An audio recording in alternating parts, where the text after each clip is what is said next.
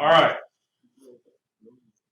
So this was a nice visual representation of this relation. You have the domain and range and what maps to what.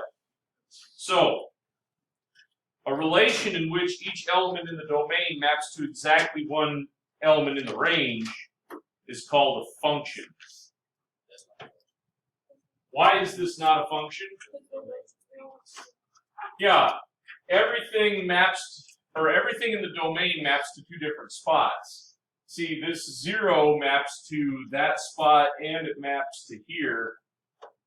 If it were a function, it could only map to one spot.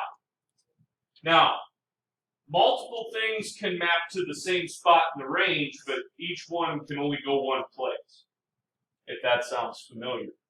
So, we should probably write this down.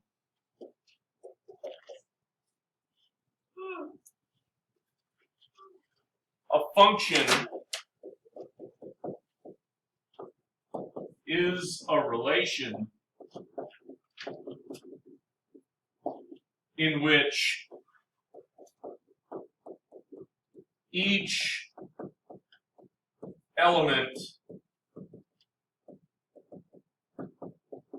in its domain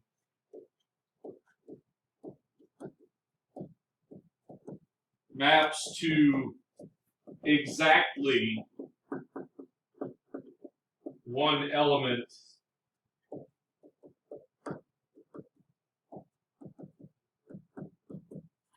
in its range.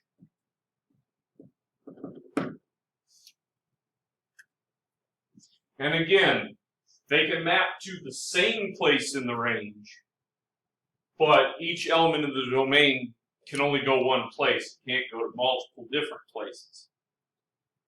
So,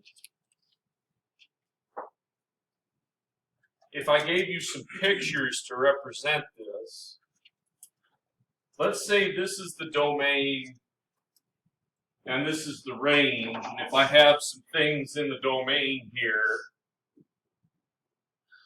and I got some other things over here in the range,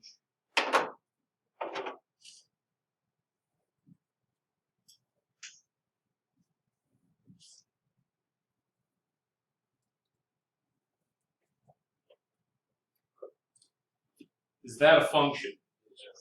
Yes. Why? Because why?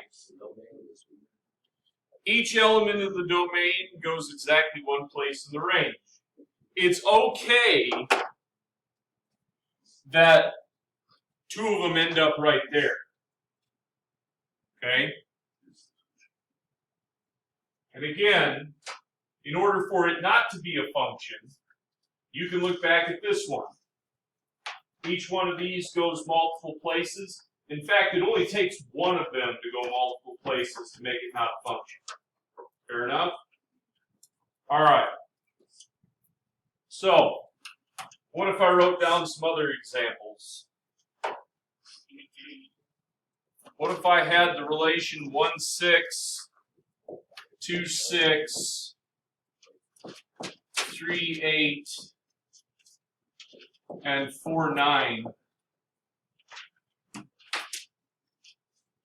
Is that a function? Yes, it is. Function.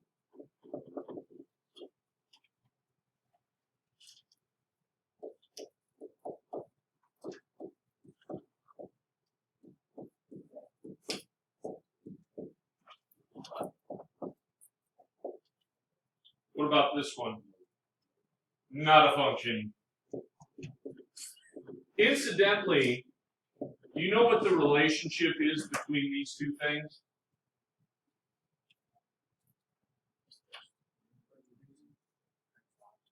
The domain and the range are flip-flopped, aren't they? We call that the inverse.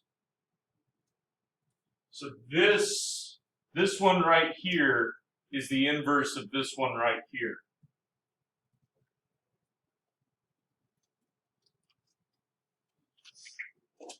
Now, you and I both know that functions are normally given as equations, right? So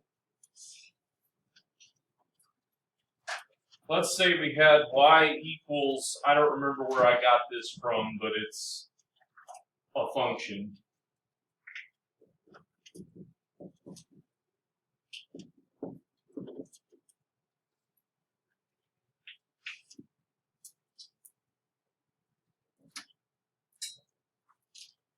X is the independent variable.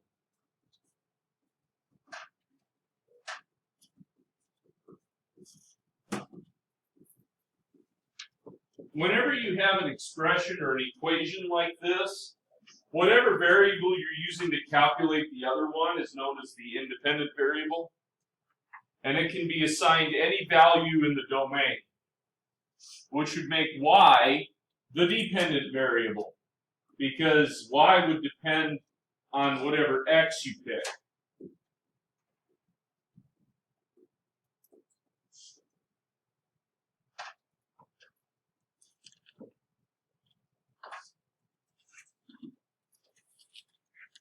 That is probably a good stopping point.